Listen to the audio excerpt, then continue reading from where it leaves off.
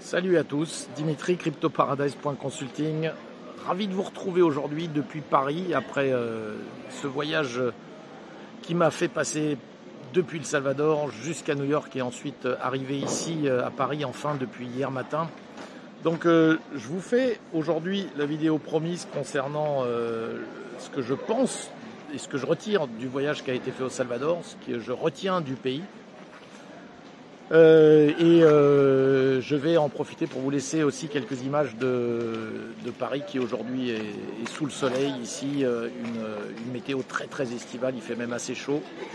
Et vous découvrirez quelques images en fin de vidéo là-dessus que je vous ferai, qui entrecouperont ce que je vous dis du Salvador. Alors le Salvador, je vais vous le faire en deux parties. D'abord le pays lui-même. Et puis ce que j'en retire par rapport évidemment à l'adoption du Bitcoin et je dirais la communauté Bitcoin que j'ai retrouvée là-bas. Donc d'abord le pays, alors pour rigoler un peu, je vous avais fait une vidéo depuis sur place. Alors pour rigoler un peu, vous savez ce pays qu'on a envie d'appeler Bitcoin Country, j'ai envie aujourd'hui de l'appeler Parking Country. Et je vais vous expliquer pourquoi. Parce que vous avez en fait un pays dans lequel nous avons, et j'ai découvert assez stupéfait, que les prix en général sont pas du tout bas. Vous le savez, ce pays qui a adopté le Bitcoin en fait avait comme monnaie le dollar, l'US dollar, et ce depuis assez longtemps. Donc ça explique que les prix qui sont en dollars ne sont pas des prix dans une monnaie locale qui souvent peut être beaucoup plus facilement imprimé et finalement avec des coûts de dévaluation, souvent les prix peuvent être beaucoup plus faibles que ce que vous trouvez à l'étranger. Là, malheureusement, avec les prix en dollars, on a des prix qui sont quand même très élevés et notamment pour des plats basiques. Je veux dire, à titre d'exemple, des tacos pris dans la rue vous coûtent 5 $. Je veux dire, 5 $ pour des tacos, vous savez, vous êtes et sur des tacos quand même très basiques.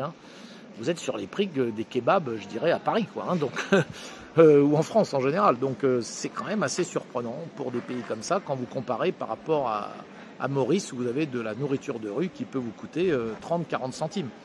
Ou en Asie où vous mangez dans la rue pour des tarifs qui sont en dessous de 1 $. Bref, ça c'est pour les prix. Alors pourquoi Parking Country? Parce que n'importe où vous allez, et j'ai fait une journée entière où nous allions de lieu en lieu avec un chauffeur, à chaque fois que vous vous garez quelque part, eh bien vous avez une espèce de taxe qui peut être prise par quelqu'un qui est sur place. Il y a un côté très bizarre au départ, et moi j'étais assez surpris de voir que, et là on vous parle de vous garer devant un restaurant, hop, 3 $ que vous donnez à quelqu'un qui est là, parfois avec une arme. Alors, je vous le dis tout de suite, je n'ai ressenti aucune insécurité au Salvador, mais on se doute qu'elle doit exister. Je vais en parler après lorsque je vais aborder le sujet du président et de l'adoption du Bitcoin et de la politique qui a été faite pour cela. Mais en gros, lorsque vous arrivez devant un endroit, vous avez votre petite taxe parking et je peux vous dire que quand vous arrêtez 6 ou 7 fois dans la journée, on a fait le calcul, à la fin de la journée, on s'est retrouvé avec 16 $ dépensés en parking. Alors 16 $ dans un pays de 6,5 millions d'habitants qui gagne pour la moitié en dessous de 400 $ par mois, comprenez que c'est complètement démentiel à ce niveau-là. Donc j'ai rigolé en appelant ça Parking Country parce que le parking, ça a l'air d'être une source de revenus absolument phénoménale pour beaucoup de Salvadoriens. Malheureusement, on peut supposer que tout ça est lié à une espèce d'extorsion, ou en tout cas c'est une habitude qui a été prise, donc il n'y a pas de crainte par rapport à ça, mais l'idée de payer pour en plus des parkings, enfin c'est pas des parkings, vous vous garez devant quelque part où il n'y a strictement rien au sol, il n'y a pas du tout de parking aménagé, bon bref. Voilà pour les parkings, je ne vais pas y passer la vidéo, mais vous comprenez que ça donne une idée générale de la situation là-bas. Alors, je reviens sur quelques données fondamentales du Salvador. 6,5 millions d'habitants, 2,5 millions d'habitants qui vivent en mode survie. Quand je dis en mode survie, c'est les gens, d'ailleurs que vous avez vu dans la dernière vidéo que je vous ai faite, quand j'étais sur place, il y avait des images où vous le voyez dans les rues, on voit des gens qui vous vendent absolument tout et n'importe quoi. Alors, c'est pas comme si c'était le seul pays au monde à faire ça, ça existe ailleurs, mais vous en avez quand même 2,5 millions sur 6,5 millions, ça vous fait un ratio comme ça, grosso merdo, de 40% de la population qui est sur ce mode de vie-là.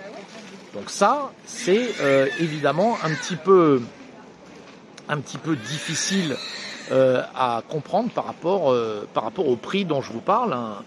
Des plats basiques dans des restaurants, vous êtes tout de suite à 12-13 $. On a fait quelques restos sympas et là on est tout de suite aux alentours de 30 $ pour 25-30 $ pour un plat. Donc vous voyez bien qu'on est sur des tarifs qui sont quand même élevés, voire même très élevés, et encore une fois en comparaison du niveau de vie. Alors, Bukele, le président, quand il a été élu, il faut savoir que c'est des familles qui se partageaient le pouvoir au Salvador, historiquement, entre, on va dire, une droite et une gauche.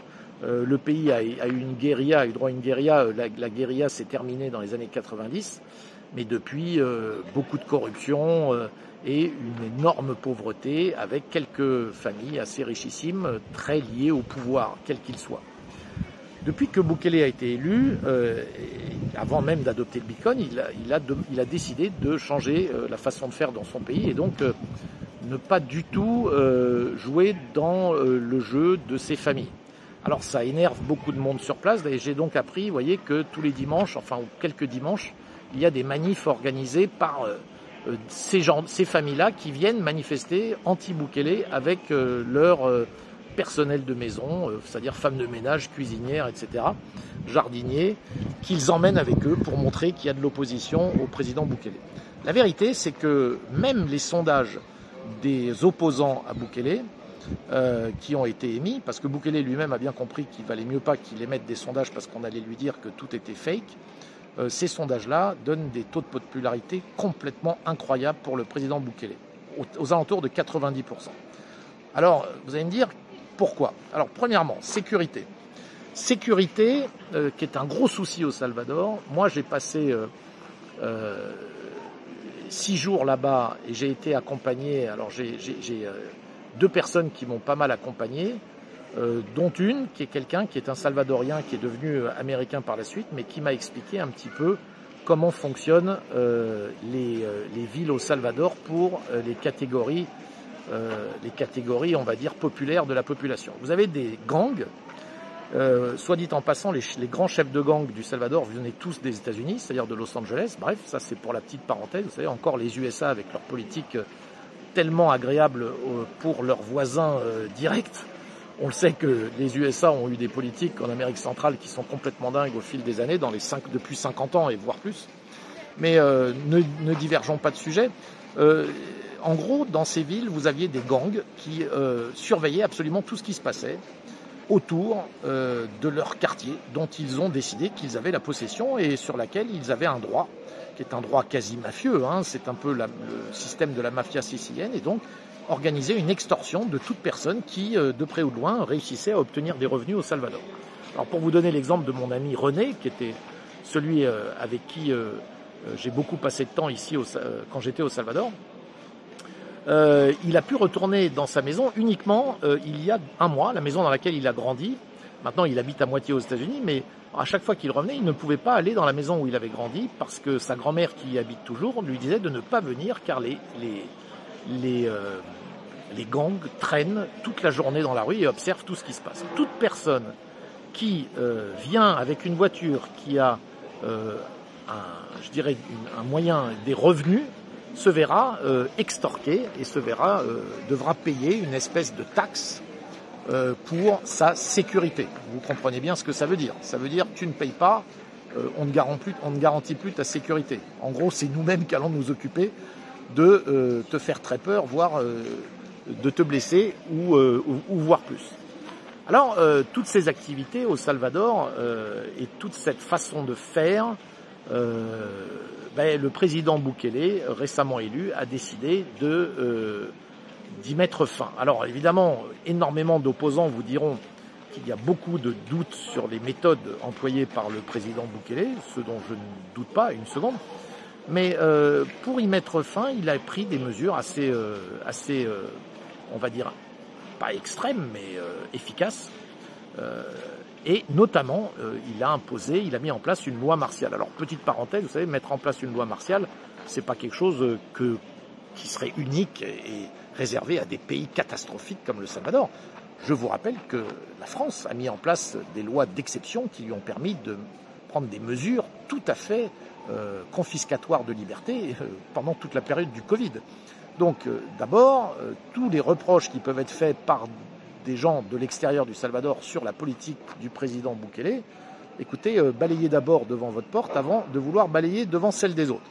Ça, c'est encore une fois une petite aparté.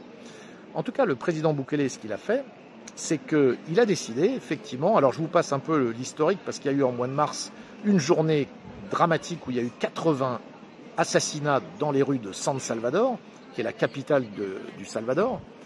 Et à la suite de ça, Bukele a pris donc des mesures drastiques. Et donc toute personne qui en gros traînait dans les rues et qui était, on va dire, louche, délit de faciès, ni plus ni moins, pouvait se faire arrêter par la police sans procès, sans prosécution, et se retrouver finalement dans une espèce de garde à vue qui pouvait durer jusqu'à un mois.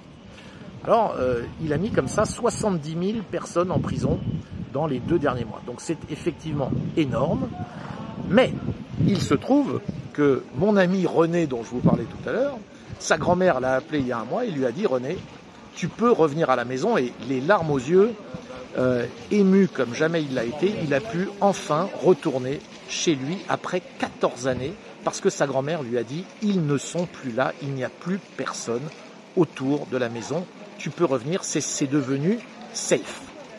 Donc, les reproches qui ont été faits par rapport à ça, évidemment, c'est tous les droits de l'homiste, d'abord. Évidemment, les États-Unis ont sauté sur l'occasion pour dire que tout ça était contraire aux droits de l'homme. Bien sûr, les États-Unis, eux, ils ont juste, pour rappel, une prison dans laquelle personne n'a eu de jugement, et ça fait juste depuis 2003 ou 2004, c'est-à-dire la prison de Guantanamo, où tout un tas de gens se retrouvent coincés là-bas sans aucun jugement. Mais ça, c'est pas grave, ça ne leur pose pas de problème. Vous savez, les États-Unis, en fait, et l'Occident, de manière générale, peut juger les autres selon des critères qui ne s'appliquent pas à eux-mêmes. On l'a vu avec aussi la réaction de l'OTAN par rapport à l'invasion de l'Ukraine et avec ce que fait Vladimir Poutine. Mais là encore, je digresse. Donc, ce qu'a fait Bukele et ce qu'il a répondu, c'est une chose très très simple. Nous avons eu 80 morts en une journée, et puis sans compter les autres morts avant. Donc, de deux choses l'une. Soit nous avons des innocents qui meurent dans les rues, chaque jour, sous les coups de balles et autres des gangs, soit nous avons effectivement des innocents qui sont en prison. Donc il admet le fait qu'il y a beaucoup d'innocents qui peuvent être en prison. Certains disent jusqu'à 50% des gens arrêtés. Bon, les chiffres, on ne les connaîtra pas. Avant, évidemment, il dit qu'on peut avoir des innocents en prison, mais ça va être provisoire, puisque le temps de faire l'enquête, il faut 1 mois, peut-être un peu plus, avant qu'on les libère et qu'on sache quel est le bon grain du mauvais grain, c'est-à-dire libérer les innocents et garder en prison uniquement les gens qui appartiennent vraiment à des gangs. Face à cet argument qui est imparable, qu'est-ce que vous préférez? Des innocents qui meurent ou des innocents en prison qui seront libérés après? Eh bien, évidemment, les Salvadoriens ont donné toute leur confiance au président Bukele, et là-dessus, il a marqué des points très très importants, puisque la sécurité est désormais totale. Il n'y a plus du tout de morts depuis 1 mois et demi, je crois, ou en tout cas quasiment rien. Donc le chiffre exact, je ne saurais vous dire, mais j'ai pu le constater moi-même en me promenant à San Salvador, en me promenant, j'ai sillonné le pays, notamment lors d'une journée où on a découvert absolument tous les pays, tous les lieux quasiment du Salvador, qui est un petit pays, donc ça se fait. Et puis je suis ensuite resté à El Tunco, d'où je vous ai fait la dernière vidéo sur le Salvador, où, enfin bref, j'ai senti d'insécurité absolument nulle part, jamais. Alors voilà pour ce que je voudrais dire sur ce qu'a fait le président Bukele. Alors, l'adoption du Bitcoin maintenant. En adoptant le Bitcoin, le président Bukele, vous savez, ce qu'il veut, c'est faire sortir son pays de cette espèce d'état d'esclavage au système monétaire traditionnel, porté notamment par un système de prêts permanent, par le FMI, etc. Donc je ne sais pas à quelle hauteur le Salvador est aujourd'hui dépendant de prêts du FMI, je suppose pas mal. Mais ce que je peux vous dire, c'est que j'ai été mis en relation avec une communauté de bitcoiners au Salvador qui m'ont fait prendre conscience d'abord de plusieurs choses. D'abord, des vrais bitcoiners sont des gens qui sont vraiment des maximalistes pour le coup. Déjà, sachez-le, ce sont des gens qui m'ont beaucoup fait réfléchir. Vous savez, moi, je suis comme un semi-maximaliste. Beaucoup de gens autour de moi me prennent pour un maximaliste, c'est-à-dire que je ne vois dans le Bitcoin, la véritable valeur de toutes les cryptos et le reste un petit peu comme des shitcoins. Alors moi j'ai jamais dit que tout le reste était des shitcoins, mais des vrais bitcoiners, c'est en gros ce qu'ils pensent, si vous voulez. Alors, aujourd'hui au Salvador, il y a dans la communauté Bitcoin du Salvador des gens qui sont, pour certains, peuvent paraître utopistes, mais qui sont des gens qui sont là pour que ça marche. C'est-à-dire qu'ils ont compris que le Bitcoin, pour que ça marche, pour que l'exemple du Salvador, notamment par rapport à ses pays voisins, aujourd'hui, qui est très regardé par le Honduras, le Nicaragua, sont des pays qui sont instables et qui voient le Salvador aujourd'hui réussir, le pari du tourisme, c'est-à-dire qu'ils ont des hausses de tourisme de l'ordre de 180% l'année dernière.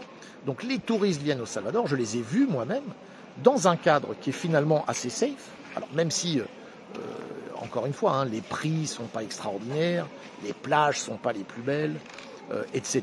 Les hôtels, la compétition hôtelière n'est pas assez importante pour faire qu'il y ait une offre qui ressemble par exemple à ce qu'on a à l'île Maurice. Donc ce n'est pas du tout le même ordre d'idées, mais on en est au début d'un processus.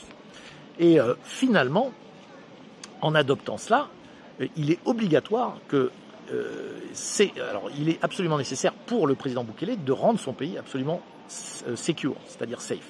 Il est impensable que des bitcoiners, notamment certains, vous savez, d'un très haut niveau. Vous savez, quand vous adressez à des gens qui vous disent « je suis dans le bitcoin depuis 2012 », je n'ai pas besoin de vous faire de dessin, vous comprenez ce que ça veut dire. Quelqu'un qui est dans le bitcoin depuis 2012, c'est quelqu'un qui a un niveau aujourd'hui de richesse qui peut être très très important pour certains. Et je les ai vus, ces gens-là. Ils sont là, de façon assez simple d'ailleurs, ils viennent dans un pays en prenant tous les risques, avec, je dirais, un courage, je ne peux que saluer ce courage, de venir s'installer pour de bon.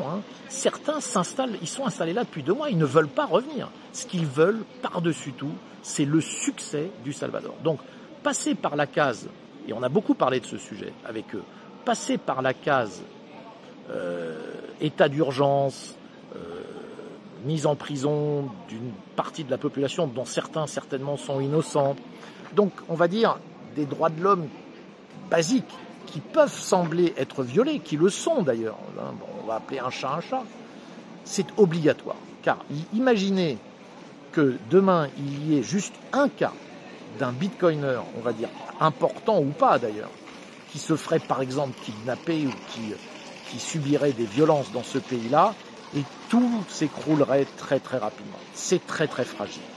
Alors je vais rester sur ces 2 constats. Je voulais vous faire prendre conscience d'un petit peu. Alors je reviens moi avec un sentiment extrêmement ému, je dois dire, d'avoir pu, notamment à la fin de mon voyage, participer et intégrer cette communauté avec laquelle je suis maintenant en relation.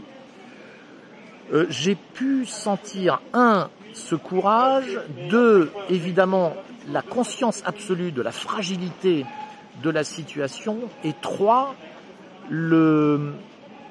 l'espoir immense, je dis bien l'espoir immense que eux placent dans ce pays, parce qu'ils savent qu'il est très important pour le Salvador et pour le Bitcoin de façon plus générale, que ce pays réussisse, et que le pari du président Bukele réussisse. Et ces sentiments, si vous voulez, tout ça m'a mis dans un état assez ému quand je suis reparti, car j'ai été bluffé. J'ai été bluffé, je ne peux pas le dire autrement, par le choix que font ces gens. Et je dirais que, évidemment, la prise de conscience de la fragilité de cette situation. Fragilité qui s'explique, vous savez, par plein de choses. On a d'abord, j'ai su par exemple qu'à chacun des meet-up qui sont organisés par cette communauté, il est clair, si vous voulez, que par exemple, les US, l'ambassade des États-Unis, envoie, on va appeler ça des espions, en tout cas des gens qui viennent, voilà, ils le savent, ils sont, je dirais, sous le radar, sous le projecteur, et les USA, vous vous en doutez, vous savez qu'ils ont déjà demandé au Congrès américain de rédiger un rapport pour les conséquences, pour la stabilité financière mondiale du Salvador adoptant le Bitcoin. Donc c'est vous dire, ils ont en fait peur Et je vous l'ai dit déjà, sentir cette panique parmi ces gens qui sont les tout-puissants de la planète, qui se mettent à avoir peur d'un pays comme le Salvador, ça laisse quand même pantois. Donc tout ça, ce mélange de tout ce que je suis en train de vous dire, fait que ça a créé en moi ce sentiment et cette prise de conscience de la vulnérabilité de la situation, de la fragilité de cette situation, et malgré tout du choix qu'ont fait certains, très très couillus, finalement, excusez-moi de l'expression, hein, mais c'est ce qui me vient à l'esprit, extrêmement couillu de venir s'installer là-bas, même si le pays, encore une fois, hein, aucune insécurité, très agréable. Et vous savez, vous n'avez pas le sentiment d'insécurité, puis c'est au moment où ça vous arrive que c'est trop tard. Donc, bravo à eux, vraiment bravo à eux, je tire mon chapeau, et bien sûr, tout ça sous l'influence de quoi? D'un président, le président Bukele, qui a osé prendre des mesures incroyables, qui, j'espère, resteront dans l'histoire, feront du Salvador historique, le pays qui historiquement aura été le premier à faire ce choix de l'adoption du Bitcoin et qui, si ça fonctionne, entraînera sans aucun doute, en effet domino, énormément de pays qui d'abord sont en Amérique centrale pour ensuite passer à d'autres continents. Voilà, donc ce que je voulais vous dire aujourd'hui, la vidéo a été parsemée de quelques images que vous avez eues de Paris, actuellement, où je me trouve, comme je vous l'ai expliqué.